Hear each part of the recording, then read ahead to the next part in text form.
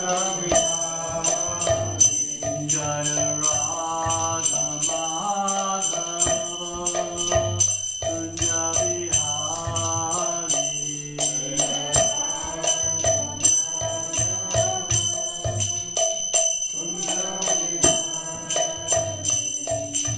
Gopi Jana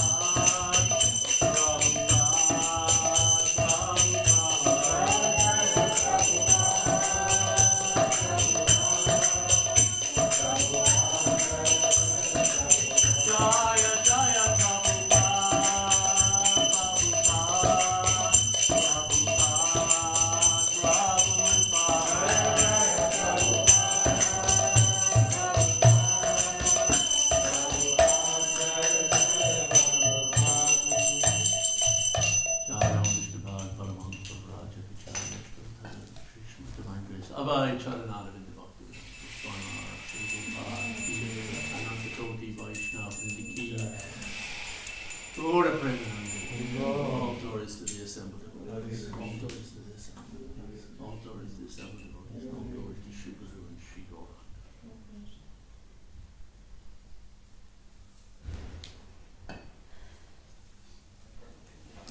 Hare Krishna. I'll just explain. Today we're doing a scientific Saturday. We're going to be looking at the topic of life. I'm going to try and cover this in 3 sections. Unfortunately, we don't know the dates of the other sections, but at least you get the first one today. And today, little topic in what is life, but we're going to study a verse from the Srimad Bhagavatam. This is important. So let us chant the invocation. Om Namo Bhagavate Vasudevaya. Om Namo Bhagavate Vasudevaya. Om Namo Bhagavate Vasudevaya. Om Namo Bhagavate Vasudevaya. Om Namo Bhagavate Vasudevaya. Om Namo Bhagavate Vasudevaya. So, this morning's reading from the Srimad Bhagavatam will be taken from the 7th canto, chapter 14, which is actually entitled Ideal Family Life. But we're studying text 37. Purani Anena Shristani Nrir Tiryak Rishi Devata Shete Jivena Rupena Pureshu Purusho Hi Asau Puranyanena Shristani Nirtirya Grishi Devata Shete Jivena Rupena Pureshu Purusho Yaso Puranyanena Shristani Nirtirya Grishi Devata Shete Jivena Rupena Pureshu Purusho Yasau Puranyanena Shristani Nirtirya Grishi Devata Shete Jivena Rupena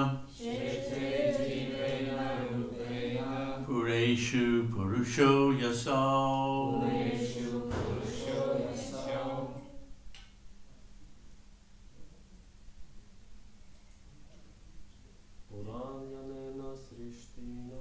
Puranyanena Shristani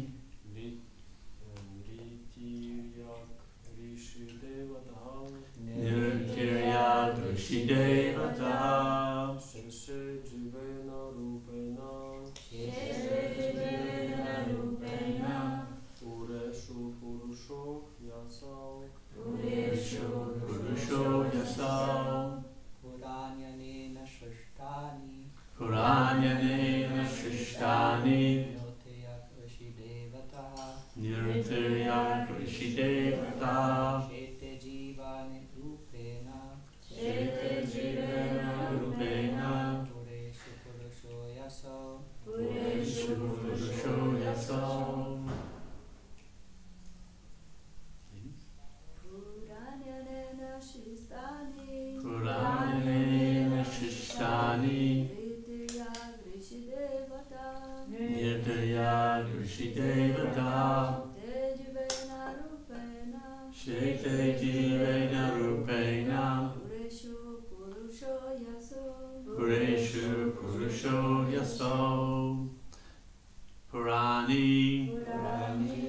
residential places or bodies. residential places or bodies. Anenam, by him the Supreme Personality of Godhead. By him the Supreme Personality of Godhead. Shristani, Shristani, among those creations. among those creations. Nir, Nir, man. man. Tiryak, Tiryak, other than human beings. other than human beings. Animal, birds, etc. Animal, birds, etc. Rishi, Rishi, saintly persons. saintly persons. Devata, Devata, and demigods. and demigods. Shete, Shete, lies down. lies down. Jivena, Jivena, with the living entities. with the living entities. Rupena, Rupena, in the form of Paramatma. in the form of Paramatma. Pureshu, Pureshu, within these residential places or bodies. within these residential places or bodies. Purusha, Purushaha, the Supreme Lord. Supreme Supreme Lord. Lord. He, He, indeed. Indeed, Asal, Asam, he, the personality of Godhead. he is the personality of Godhead. Translation. The Supreme Personality of Godhead has created many residential places, like the bodies of human beings, animals, birds, saints, and demigods. In all of these innumerable bodily forms, the Lord resides with the living being as Paramatma. Thus, he is known as the Purush Avatar. Please repeat.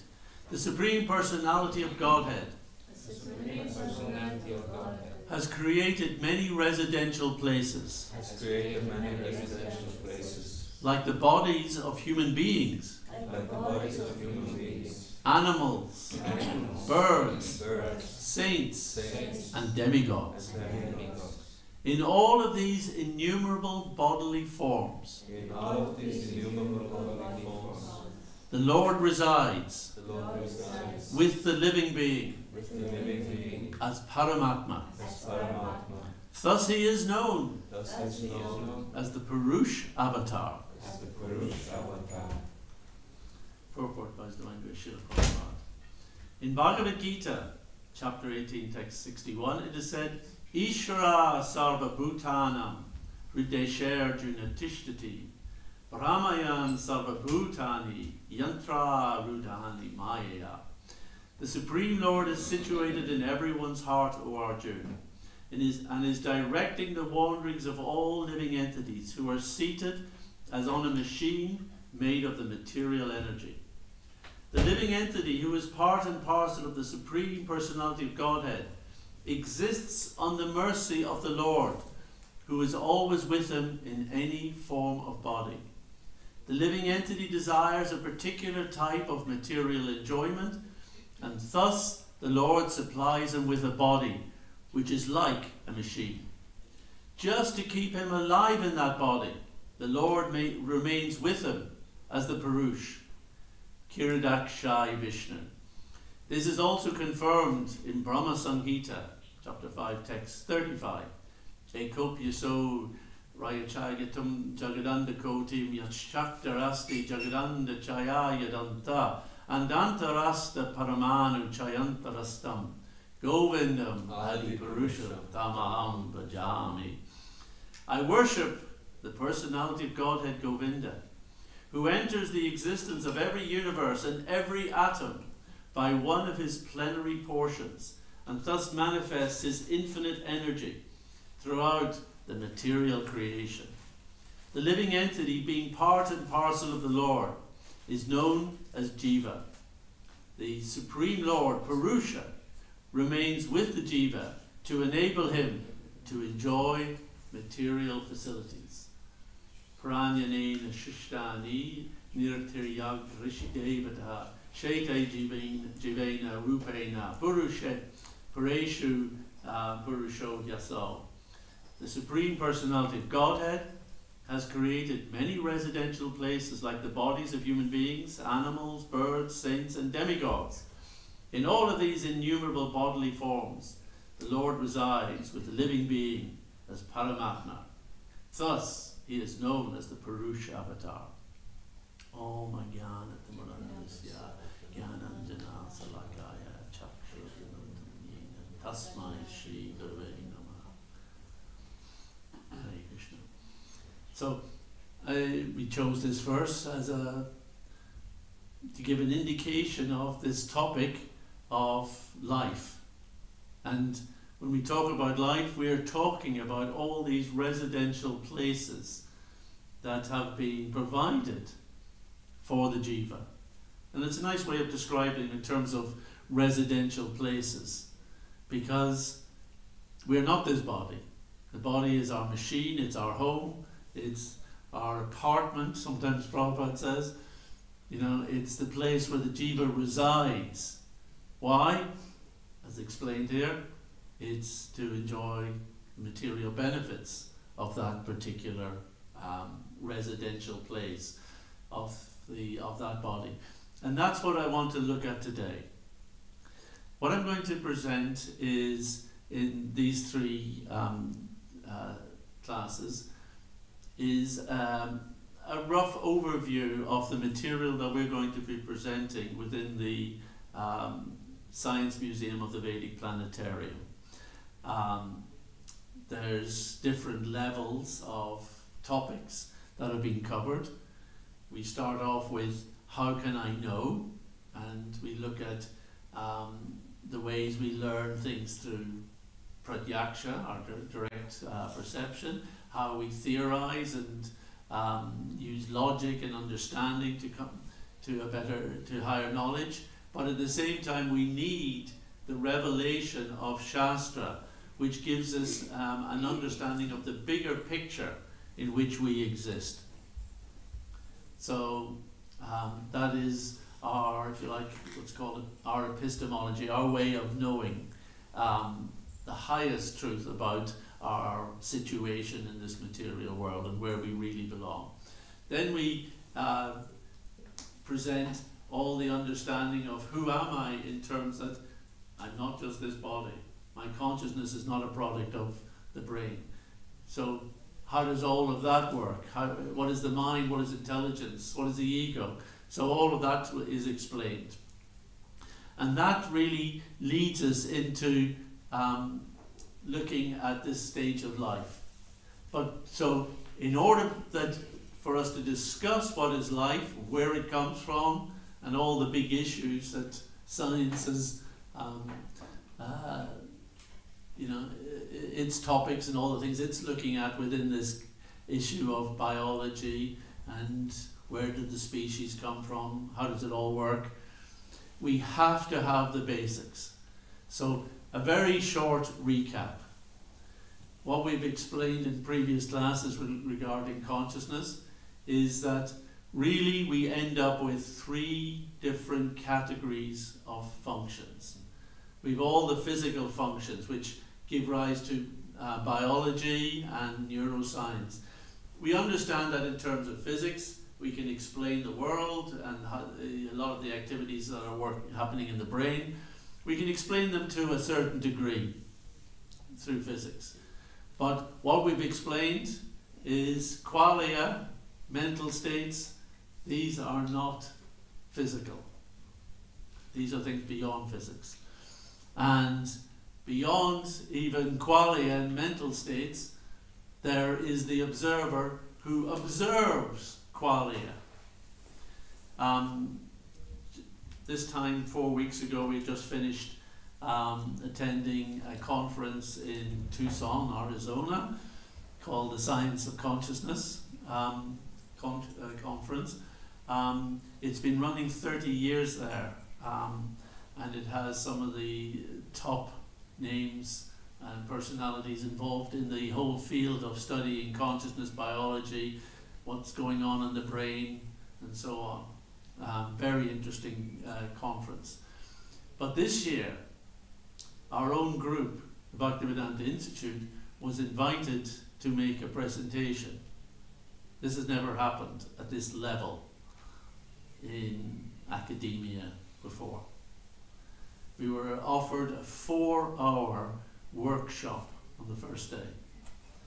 So we assembled a team and we presented our understanding and our challenges to many of the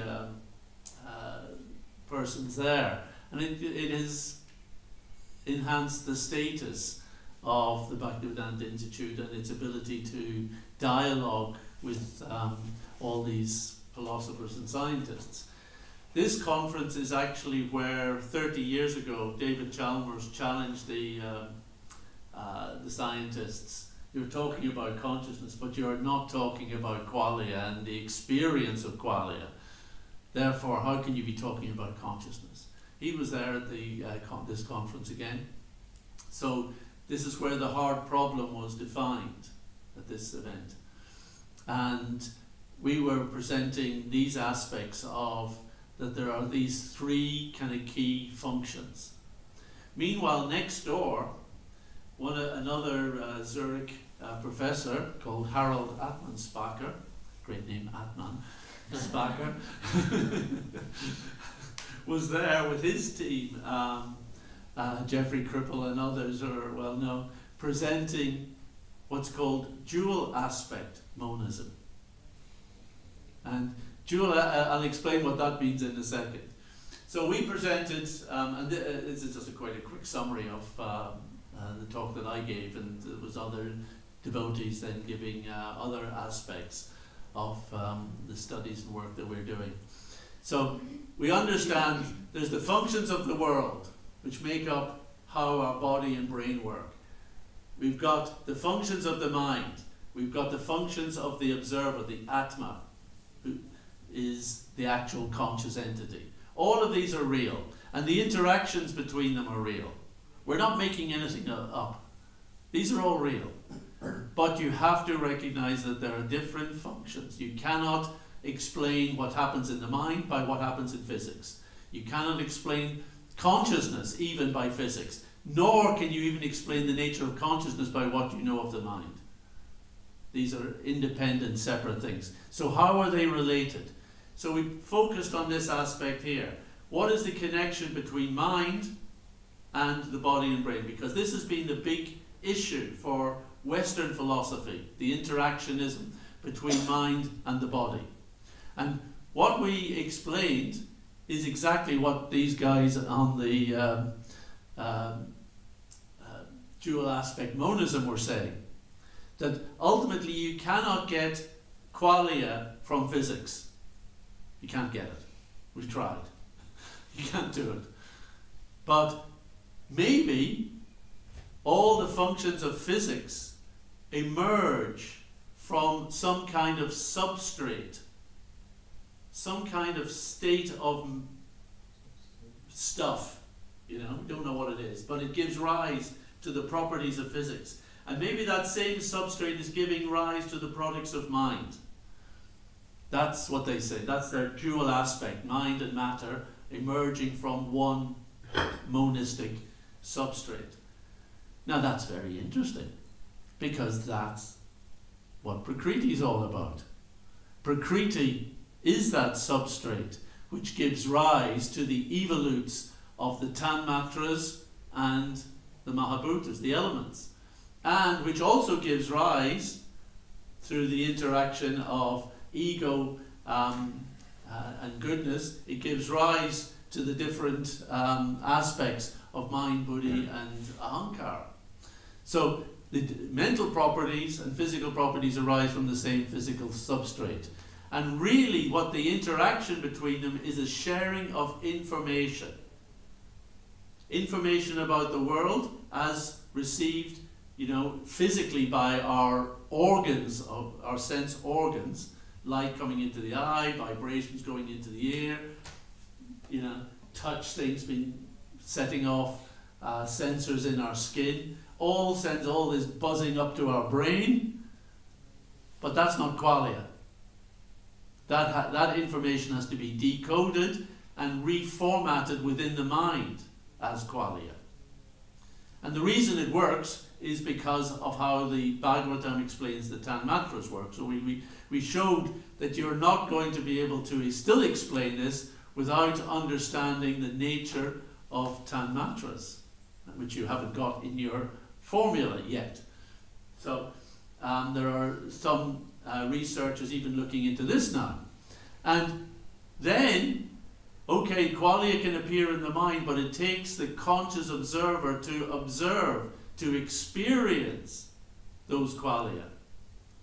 So that becomes the basic picture that we are presenting. And then we said, all right, it's not just all in one direction. We're not just animals or creatures of perception. Consciousness, the Atma, is an entity of volition. It has its will, it has its desires, it wants to express itself, it wants to see things happen, generally in order to increase our sense enjoyment. So we ask this question: how do you turn something which is conceptual, phenomenal, something that exists within the mind, into a real life object? Right? So we have the observer with his idea on the screen of his computer. Does that object on the screen exist in real life yet? No. It's a concept, qualitative concept. But the idea is that you can take the information of that, put it into your computer, put it into a nice program, feed it into a 3D printer, and you get the object of the outside world. So from concept, the information contained in concept, you can create physical objects. That is an important factor when it comes to understanding the metaphysics that have been explained in the Srimad Bhagavatam. Has to be understood. Devotees get very bewildered by the process of creation, and often just rely on the fact, well, God did it, and this is how we're going to explore, where do all the species come from? Is it just God did it? Is that all we've got to offer? Like the Discovery Institute, the Christian institutes, never mind science, God did it.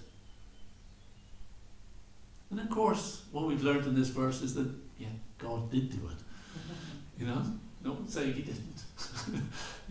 But how he did it actually is explained in the Srimad Bhagavatam. And how he did it, what I will be showing you in these different classes, can be justified and actually demonstrated by the scientific evidence. And in fact, by understanding the Srimad Bhagavatam, you start to understand how what we see in biology is actually working. We start to see that all the evidence that the scientists have collected makes sense, but only because of this principle. That from consciousness and the concepts that consciousness can come up with, formed in the mind, can be manifest physically. So that's what we're going to be exploring. So hence, we have this situation. So we feed it into our little framework here.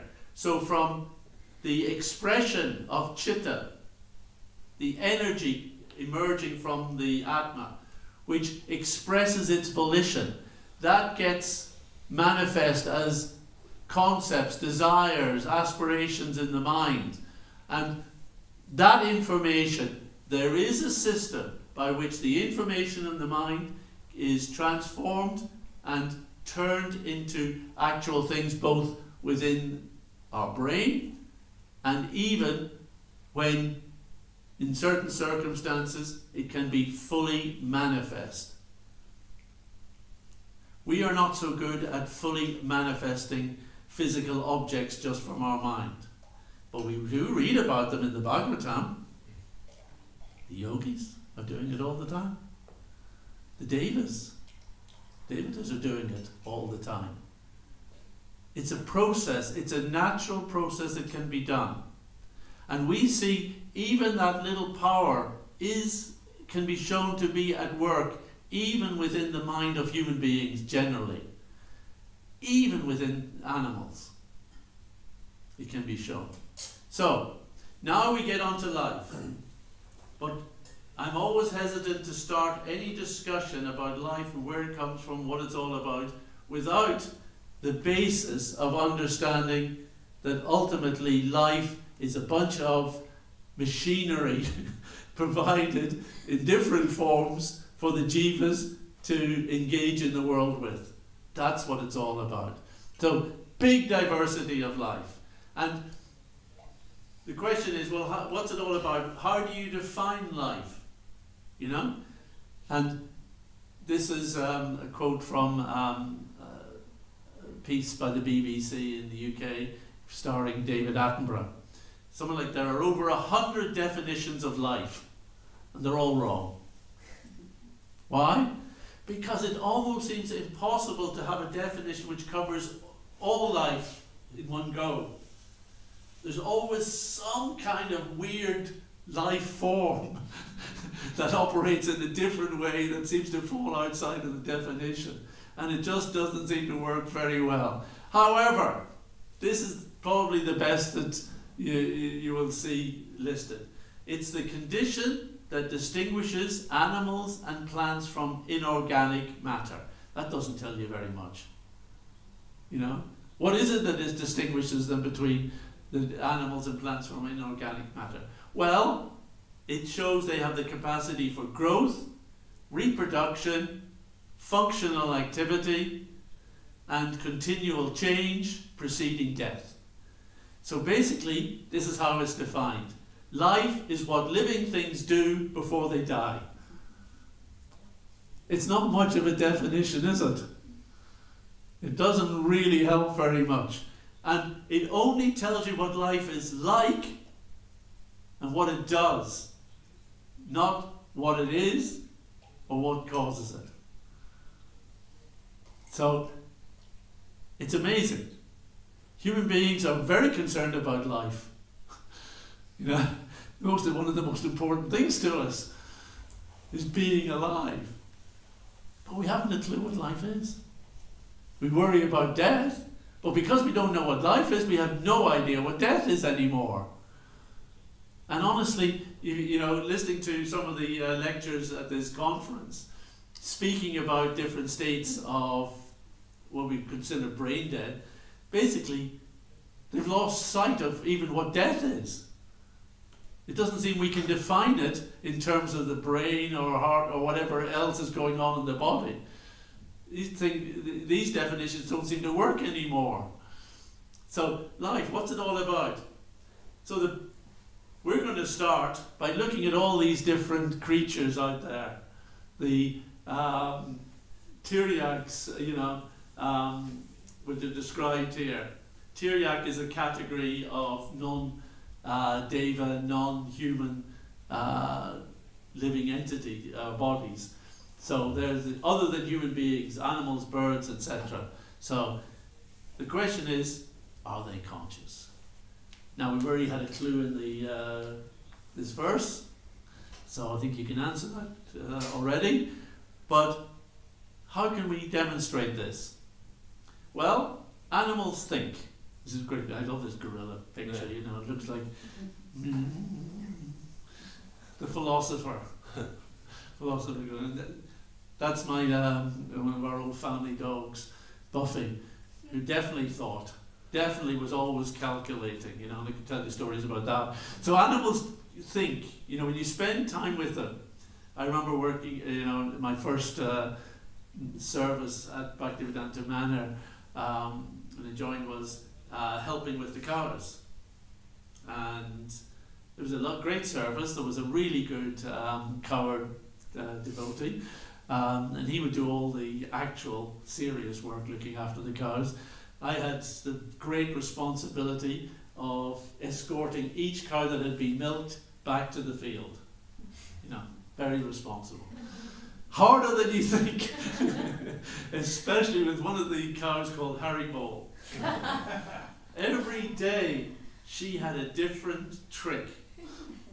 Now, you see, the problem was we had to take it back from the stables along this little route. We had to kind of go this way, turn this corner, and then we had to turn this corner. And this is where things got tricky. It was a track by a field which had just been dug up, and there was turnips, a whole pile of turnips lying to the side of the tracks, you know, within easy reach. And every day Harry Bowl had a different trick to get at those turnips. So one time, we turned the corner and she thought I couldn't see her because her head was already round, but her backside was still in front of me. And then she rushed down the field, rushed down the lane to get to the thing. So I was chasing after her. Trying to protect. Then the next day, turned the corner, she just kept walking, didn't even look at the turnips, just walked straight past, down to the bottom of the lane. And she arrived at the gate and then just looked at me and said, "So what do you expect me to do? Do you think I'm going to open this?" And so I walked past her to open the gate. And as I was opening the gate, back off the leaves of the turnips. So animals think. But does that alone make them conscious? Well, they use language. But is language needed to think? That used to be this is a big stumbling block. People, think, well, you have to have language to think, don't you? But no, humans don't always think in language. And in fact, there's been studies of people with strokes who say that they lose. Sometimes they lose the language processing parts of the brain, Broca's area and Wernicke's. These areas don't work. But they say, I'm still thinking, but not in words anymore. So thinking doesn't require language. Self-recognition is considered to be self-awareness. And there's experiments where they put dots on the foreheads of these of elephants and monkeys. And if they're looking in a mirror and they go, "Oh, what's that?" It means that they've recognized that it's their image in the mirror, which is, considered to be quite an interesting cognitive ability. So, but not all animals can do that. But do they need to do that? No. Some understand theory of mind. Theory of mind is when you understand that another person has a mind and they may be seeing things differently to how you see them. And there's experiments that they do with children on this to see at what point they are starting to be aware that others might see. And there's a famous experiment using a basket where say there's two baskets and I'm seeing that the ball is in this basket. Now, my friend also sees that the ball is in this basket. He or she goes out of the room, the ball gets moved into the other basket. Friend comes back to the room and you ask me, which basket will my friend look for the ball in?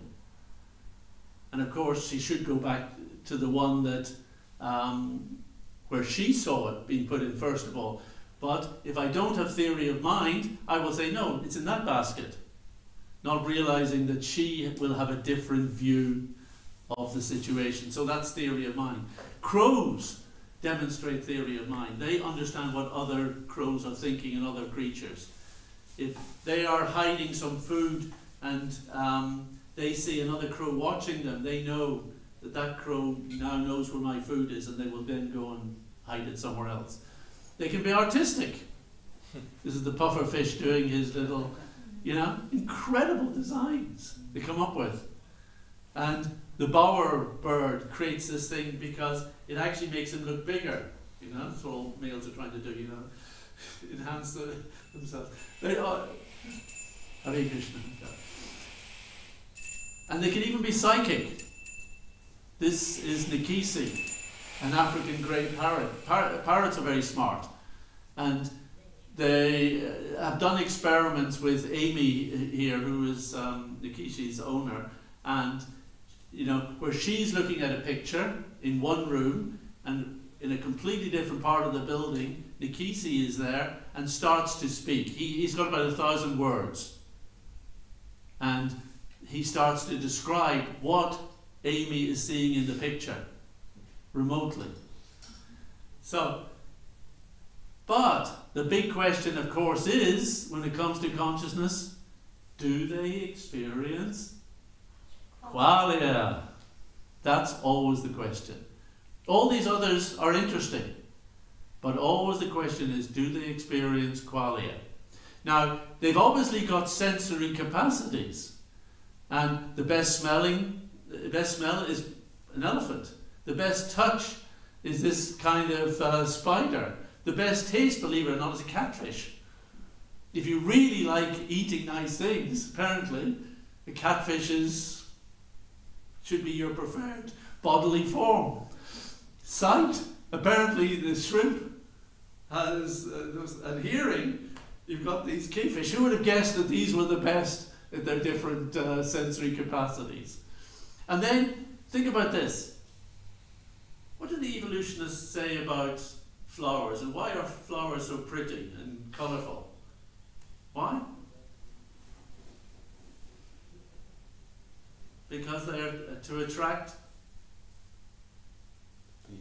the bees and wasps, actually, and moths. So they all pollinate, or they collect the pollinators. So they say the reason that evolution has provided for all these, or natural selection has selected in favour of colours, is because it helps pollinating. So you're saying that bees experience the qualia of colours? And we know qualia, colour, only exists as a phenomenal experience within the mind. We already proved that. Right? Therefore, you have come up with the idea that bees and pollinators experience qualia. Therefore, they have non-neural consciousness. QED. But the best study is, and it's unfortunate that it has to involve this, the qualia of pain. You know, the feeling of pain is still is a form of qualia. You might think it's very simple, you know, I get a bang, electric message goes to my brain, we can see where it fires, bing. But why does it feel like something?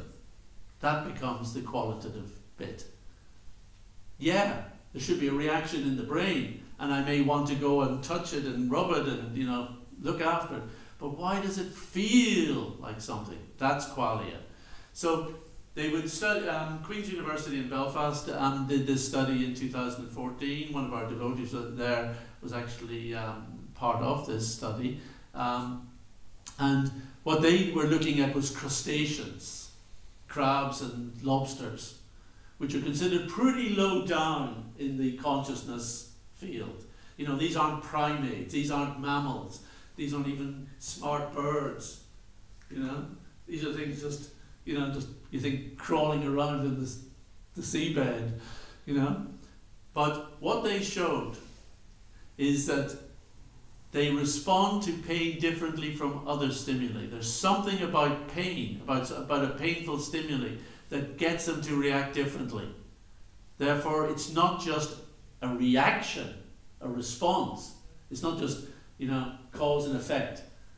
There is something that they're feeling. There is a significant change in their behavior because of this pain. It changes their motivation and decision making. And particularly, they start to make choices which are contrary to their survival. And for evolutionists, that's a big deal. If a creature is making decisions contrary to their survival, it's got to be important to them. And if the only difference is that they might be feeling a pain in one place, they will leave that place and go to a place where they're much more vulnerable to predation, you know, to being attacked, simply to get rid of that pain. So, another one is that many of these creatures actually are really good at generating their own pharmacy, internal pharmacy. They can create pain-killing analgesic chemicals in their systems. You know? How that system works, who knows? But Krishna is present within the body, as we heard here, helping to maintain it. Creatures can do things with their bodies that are inexplicable. So all these criteria can be shown in these creatures. Therefore, their conclusion was, crustaceans subjectively feel the quality of pain, as do vertebrates, like mammals and others. And the conclusions: creatures undergo non-neural phenomenal experience. They experience qualia. And if there is the consciousness of qualia, then we have to presume the presence of the Atma. So, in this way, at least science is beginning to catch up, probably because of Christian and Western religious prejudice, that, remember the Cardinal Diana talking to Prabhupada? They're just beasts, They're not, there's no soul, just beasts. And that becomes the attitude. And the evolutionists kind of followed on from that. However, now they're starting to see that throughout the animal kingdom, however we look down, we seem to be able to demonstrate consciousness. It was one lecture at the conference about bees, and last year in New York at the Consciousness Conference, we had a whole afternoon talking about animal and plant consciousness. Mimosa is the sensitive plant, and they did an experiment. If you touch it, it will respond. So, okay, yeah, it's responsive. But they did something where they dropped it. And normally when it drops and hits something hard, it would freak out and, curl all its leaves up. But then they dropped it onto foam. Someone hit them. Oh, it wasn't so bad. So after a couple of drops onto the foam, we thought, no big deal. And it didn't, And then, after a month, they dropped it onto foam. And it still didn't do it. So, not only had it changed its behavior in response to something, it remembered its response and the situation. And plants and their memory, their communication is now being explored, and they're very cunning. This is the lima bean plant, Physoleus lunatus, pest control client. Basically, when it gets attacked by caterpillars, it sends out a chemical signal, and that chemical signal attracts parasitoid wasps, which we'll hear about in another class. And the parasitoid wasp, wait, yeah, we've been called for dinner, called to get rid of the pests. You've got an infestation. You call the wasps, and they eat the caterpillars. And the lima plant's like, very nice, very good. So, and not only if one plant is being called, makes a signal, it's shared then amongst the others. So, quite amazing things going on in the plant world. The scientists haven't quite got their head around consciousness in these plants. Why? Because they're still thinking you need some neurons to create it. Darwin didn't think so. Darwin thought, actually, I think their brain's in their roots. And actually, he may be onto something, that the consciousness of the plant may be actually present and shown through that. Now, why is my little thing no longer working? Oh yeah, here we go. So, this gives a picture of the Atma and life. Life is simply the interplay of an Atma and a biological body. And it kind of demonstrates the unity of all life. This is the yoga cat. And there's a story that one sage was speaking to his cat and saying, trying to explain this unity of all life. The Atma is present in every form of life. So he said to the cat, so basically, you and I are the same in that way. And the cat looks at you and goes, nah. Not even close. Yeah. So how does consciousness express itself? It's not going to be able to show. It's a little video. I would have liked to have shown that. But it goes through a number of different kind of clips that have been compiled. it shows an animal being attacked, it shows sort of fear in its mind, it shows an orca looking after its dead calf for 3 weeks, grieving over it. It shows some trickery by certain animals, and it also shows examples of altruism. And this is a big challenge for the kind of the evolutionists who say, you know, species is, you know, it's all about survival, it's all about selfishness, you know, and that which keeps my survival. And so maybe within a species you might cooperate with your fellow man or fellow buffalo or whatever it is because you think that's good for your survival. But there's all these examples of interspecies altruism. One of the things is where this bear in the zoo sees that a bird has fallen into the water of its water pond, you know, and is suffering. So it goes and just picks it up. And he's not trying to eat it, not trying to do anything, just letting it go. There's another one, and which I find amazing, that there's some fish who've been taken out of water. Humans have probably caught them, you know. Humans are the rubbish creatures. You know, the fish is flopping around, you know, for water, and this little dog is coming up and trying to push water towards it. And you kind of think, how does it know that's what it needs in that way? It's quite amazing.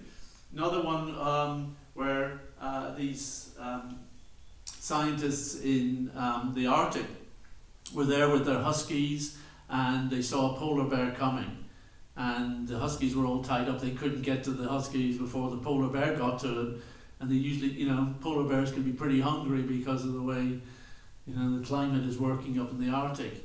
So polar bear sees a few huskies, it's dinner time. But then the polar bear just goes over to the huskies, and they were filming this and just seeing how it just kind of lay down with them and just played with them. It was more important to the polar bear to have friendship with these other creatures than it was just to feed its stomach. So all of these indicate that what we're dealing with is not just creatures interested in survival and reproductive instinct. This is a horrible way of thinking about life. It's so detrimental. It's so blinded, and it has caused, you know, it's the reason we are willing to kind of have our slaughterhouses and, you know, destroy one creature after another and send species extinct, you know, with all our nonsense. But, you know, here's a pod of dolphins. Are they jumping and flying around like this, you know, because of reproduction? No, they're having fun. There was one video I saw where they'd somehow got this object and they were throwing it between themselves as they swam. You know, one would throw it to another, no one would pick it up and throw it to another. They're just having fun. And ultimately, this is more about what life is about. When you look at what is driving life, okay, we want to exist. Yeah. Survival is important. Why? I want to be alive. You know, and I'll do things to protect myself. But why? Because I want to understand how to be happy. You know? Everything is geared. It's not just because the reason we value survival is because it allows us to do enjoyable things. If you take away any creature's enjoyment, they just wither and die. There's all sorts of stories about creatures who have been removed from, you know, another being. Could be a human, it could be a friend that they loved, and they just are ready to curl up and die. Survival isn't the goal. We need to be happy. We want to survive happily. And we value knowledge, because knowledge helps us to find things and to be able to make things better for us to enjoy. So although there's these three Sat, Chit, Ananda aspects, it's the enjoyment, the drive for pleasure. And Prabhupada mentions that it's there in the purport. That's what all these species are about, being able to enjoy. So even in whatever form of life you see, you can see these three aspects of the Atma poking through. And that's what makes life different to chemicals. Chemicals aren't motivated by these things. All life is motivated by wanting to exist, wanting to understand, and wanting to enjoy. Why? Because of the presence of the Atma, because they are material objects, machines, being used by a conscious entity, the Atma. That's what makes the difference. So, in order to do all those things, we accept a vigraha, an external form, to interact with the material world. So, a little more technical section I just want to cover this morning, if that's all right. A few more minutes. Yeah. Chemistry and biology. This is what makes the difference between just a physical system, a biological system, and which is made of basically chemicals, and what seems to be happening with biology, which is connected with life. Chemicals in an inert situation behave one way, chemicals associated with life behave differently. Chemicals tend to very simple states. They have very simple energy levels. They just want to be at the simplest energy level for that chemical, for that molecule. Whereas in living things, chemicals form very highly complex states which actually are unstable and need a lot of support in order to maintain those molecules. Chemicals follow the laws of thermodynamics. Living things seem to defy thermodynamics, particularly the effect of entropy, which is causing things to move to a state of disorder. And therefore, chemicals just tend to break down into their simpler components, whereas living things maintain and grow. Chemicals cannot reproduce themselves. Living things have the ability to reproduce. Chemicals are inert. Living beings are responsive, and we've talked plenty about that. So really what the difference is, chemicals plus the Atma equals biology. It is the presence of the Atma which is allowing chemicals to behave in a very different way within the context of a biological body. Let me give you more evidence on this. The standard picture in biology is bottom up, that everything is generated from your genes, right? That controls everything. The genes tell us what the cells are going to do. The cells then form into tissues, which form into organs, which form into systems like the blood system, the nervous system, the skeletal system, all these different systems that you have together form the organism.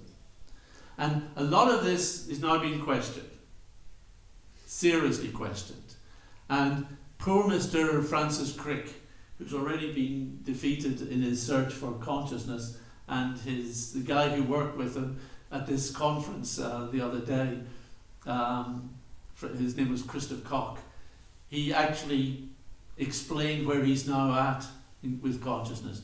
He spent years working with Francis Crick on neural correlates of consciousness. They published a book called The Astonishing Hypothesis, saying we can explain consciousness by by different sets of brain cells working together.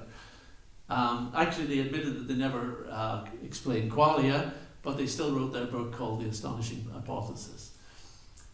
Christoph Koch now says, actually, I've become disillusioned with physicalism. It doesn't work. Physics is all over the place. And I now see that consciousness is not a product of the brain in that way. And then he said, and I had a mystic experience. So things are changing. Things, and in fact, it was very interesting. At the conference, the organizer, Stuart Hammeroff, who had invited us, was giving his talk on orchestrated objective reduction, his quantum theory of consciousness. And he basically said, all right, could I do a straw poll with the audience here? Hands up, those of you who would believe that consciousness is fundamental. 2/3 of the audience put up their hand. 2/3. That is serious conference. That's an amazing turnaround in recent years. Now, just because they think it's fundamental doesn't mean they think it's spiritual, or, they're not going to admit that. But what they're saying is it's not a product of the brain, it's something that has to be part of reality from the beginning. Fine, that's exactly what we're saying. But we'll give you a little more detail on it. Anyway, so things are changing, and in biology it's also changing. And this is part of the problem, that the neuroscientists don't often know what the biologists are doing. Neuroscientists think that they've explained life and evolution and that's all sorted.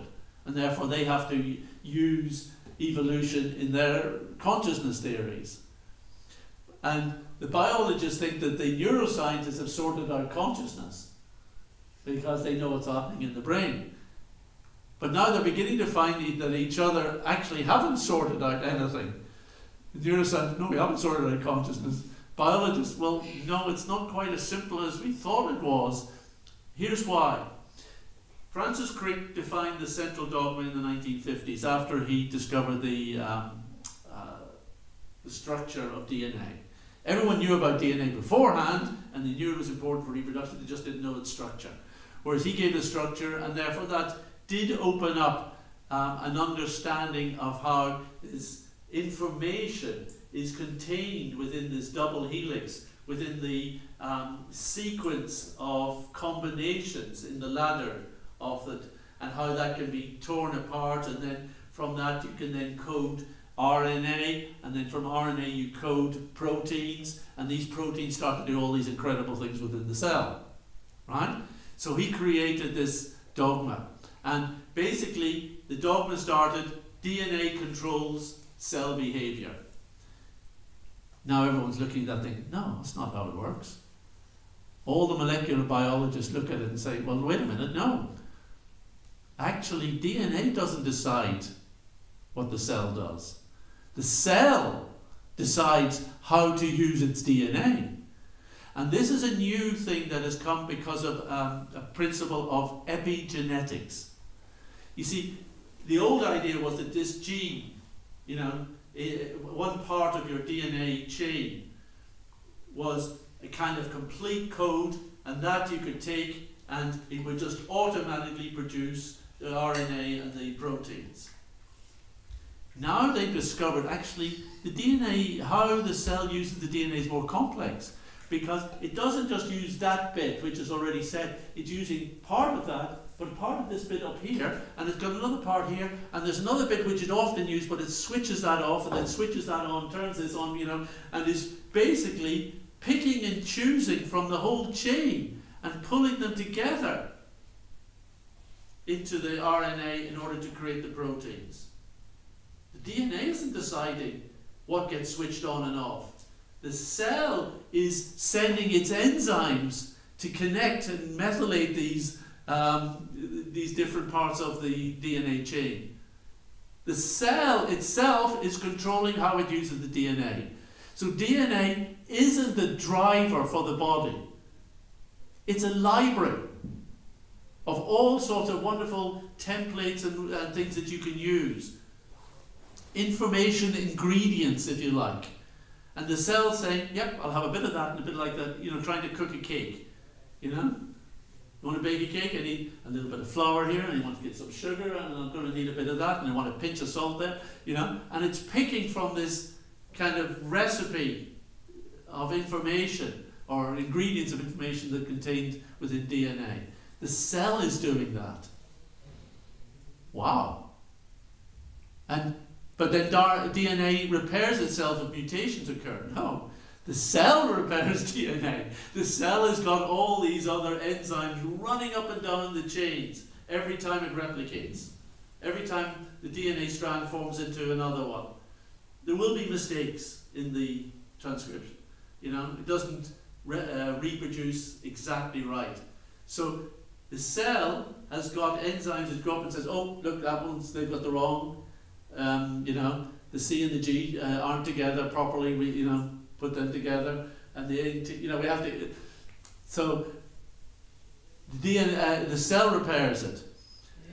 Another thing was, well, psychological traits can't be passed on because psychology doesn't affect DNA. Oh, now they're seeing that psychological traits can be passed on generation to generation. That was something that was verboten, you know, when they got rid of a guy called Lamarck before Darwin. But now they're saying, actually, we're starting to see psychology does affect how biology works. And the big one, that the DNA contains all the information for the morphology of the body. No, it doesn't. It doesn't. We now do not know where the actual form of any physical body is contained. It's not in the DNA. Yes, you can say, well, if I switch this off, your arm won't grow. But that doesn't mean that the DNA is specifying what the arm should look like. You know, there isn't even DNA to say how tall you should be. There isn't DNA to say that your two arms should be the same length. There isn't that information. DNA does not define morphology. So these are the things that have been understood. So now there's a new way of looking at biology. I'm not saying it's 100%.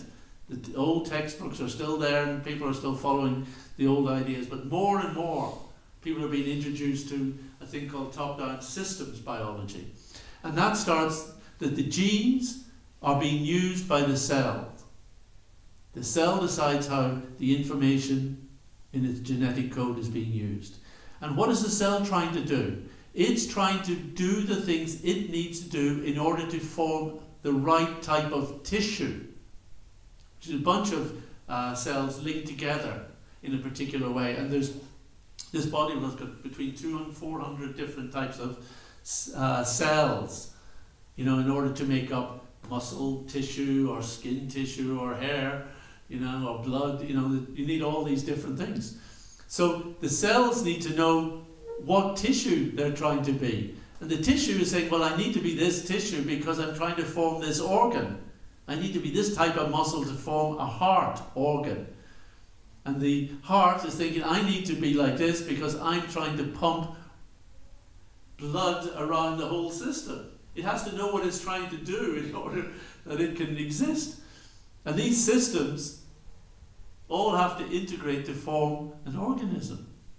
So it seems that it's the purpose of the organism that defines how the systems are going to be, defines what organs are going to be needed for those systems, what tissue is needed for the organs, and what cells need to do in order to facilitate that, and therefore how the cells are using the DNA. It's top down. So what defines the purpose of the organism? That's consciousness, the Atman. That's what, in many ways, that's what is being described in this. When we talk about Krishna providing, it's this top-down system provided for the Atman, ultimately facilitated by the Paramatma. So what's an organism? This will be the last little section we do.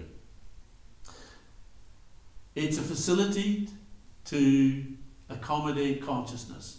And it's trying to accommodate consciousness in two ways. Experience. We want to experience stuff in this world. That's why we're here. And agency. That we have our free will. We want to express our free will in order to make things happen so that we have the best experiences. And to vary our experiences. You know, turn them from bad to good, from good to really nice. Okay? That's all we're about. Experience and agency. We're very simple creatures. In order for that, we're provided a body. And that body then is basically got to fulfill experience and agency. So how does it do that? Experience it fulfills through perception senses. And agency is facilitated through action faculties. Where have you heard these before? The perception senses, the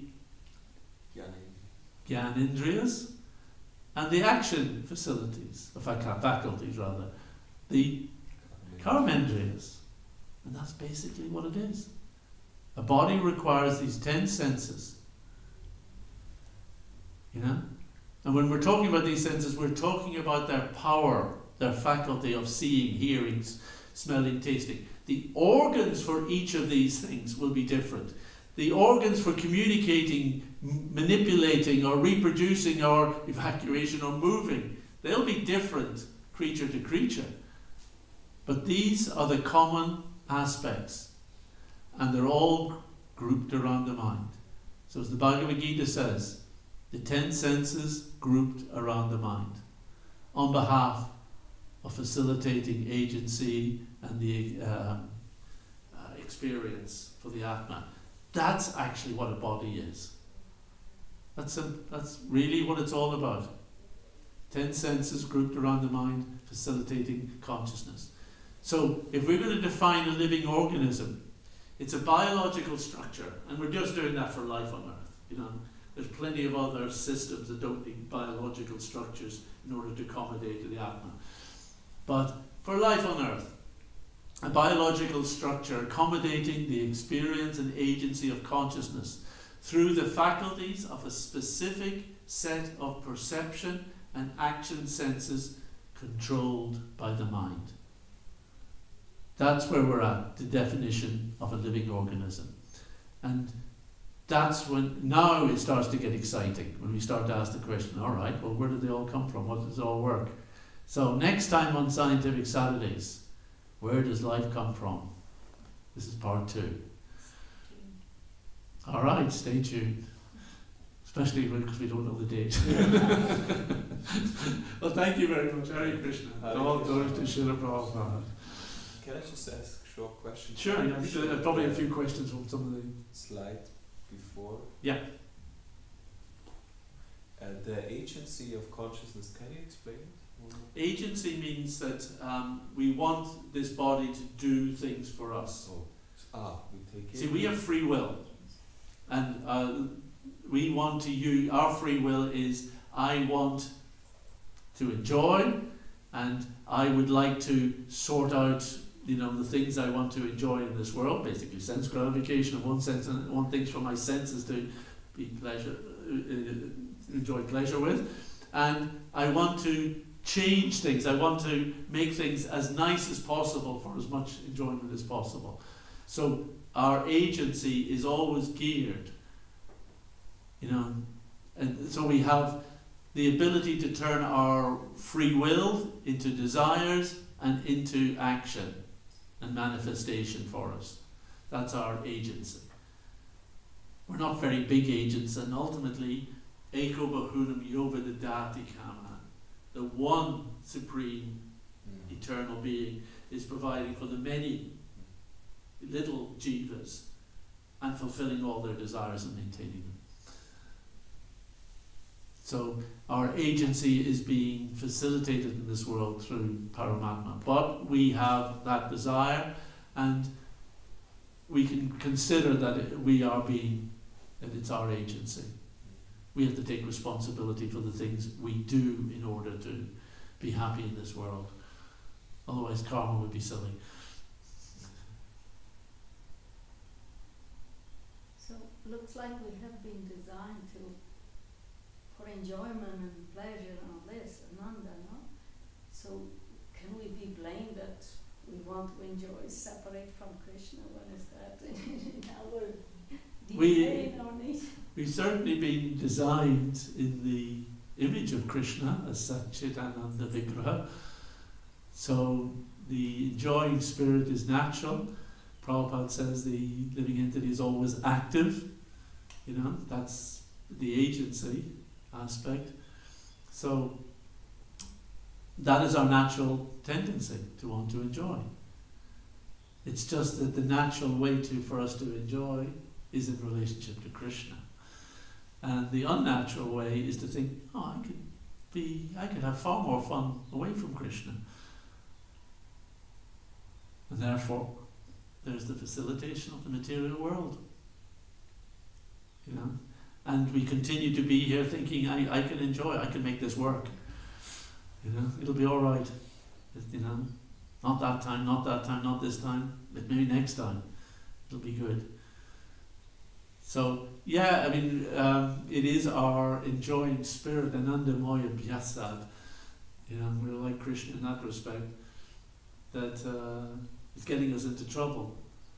Which is why Prabhupada keeps telling us, it's not, you can't stop desires, you can't stop your enjoying spirit, but learn how to enjoy with Krishna. Learn how to enjoy in a relationship, in a devotional, loving relationship with Krishna. That's what's really going to be satisfying.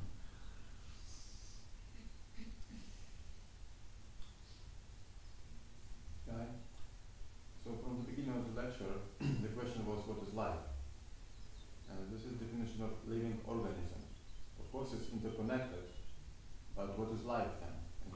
In a little earlier slide, we said life is that interplay between the conscious jiva, the atma, and a biological body. And in fact, you can extend that over the whole of the universe to say it's with a prakriti body, because it's all prakriti bodies are not necessarily biological. You know, there's lots of other ways of prakriti manifesting a body for the jiva to enjoy, but it's always going to be life is the jiva, and in one sense, jiv is often, you know, translated as life. So the connection of the jiva with some form of machine, yantri rudani maya, you know, some, whether it's biological or subtle or mental, you know, that's what life is. Some kind of vigraha that we can interact with the world with. Thank you very much. Hare Krishna. All glories to Srila Prabhupada. Jai. To the Bhagavatam. Jai. His Grace Akandadhi Dasa ki Jai. Silent Saturdays ki Jai.